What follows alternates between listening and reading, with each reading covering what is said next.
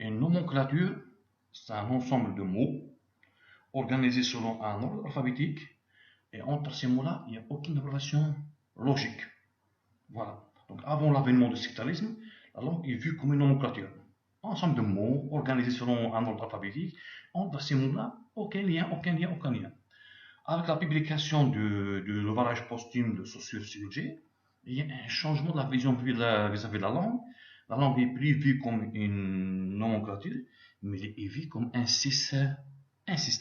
Donc, qu'est-ce qu'un système? Pour comprendre la notion de système, on va la comparer un petit peu à l'organisme humain, au corps humain. Le corps humain, il contient plusieurs organes qui ont une relation d'interdépendance. Un organe est dépendant de l'autre. Alors, si on coupe un organe, il a des répercussions sur les autres organes. Donc, imagine une personne, on lui coupe le cœur, elle va mourir. Une personne, on va lui couper le foie, elle va mourir. Donc, le corps humain est un ensemble d'organismes qui ont une relation d'indépendance. Si on touche un organe, il va avoir des répercussions sur les autres organes. La même chose pour la langue. La langue est vue comme un système. Ça veut dire qu'il y a un ensemble qui se tient, et entre ces éléments-là, il y a une relation d'interdépendance. Voilà ce qu'on appelle le système. Par exemple, on va à la langue française. La langue française est une langue, est un système.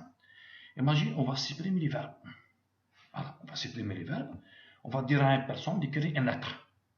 Donc, lorsqu'il commence la rédaction de la lettre, il va trouver des difficultés. Qu'est-ce qu'il y a? Il y a le manque des verbes. Donc, lorsqu'on a touché au verbe, elle a fait, là, ça c'est partie de la langue, partie du système, de verbe qui est partie du système, on a des répercussions sur les autres éléments. Donc, on dit que le verbe fait partie du système. Voilà comment la langue est vue comme un système. Donc, la langue est vue comme un système, ça veut dire que tout se tient, et il y a une relation d'interdépendance-indépendance, et ce qui a donné cette notion d'un système, qui a donné le constructivisme. Et le constructivisme, au début, il est né en linguistique, où il a débordé sur l'anthropologie, la sociologie, la psychologie et d'autres disciplines. Voilà, donc c'est ça la notion des systèmes. Système, ou bien sectarisme, un sont des éléments qui se tiennent, qui ont une relation d'interdépendance. Très bien. Donc si on va en français, on va supprimer le phonème B, par exemple. Lorsqu'on commence la rédaction, hop, c'est un mot, il faut un B. Donc tout est chamboulé. Donc B fait partie du système. On ne peut pas du tout le toucher. Voilà.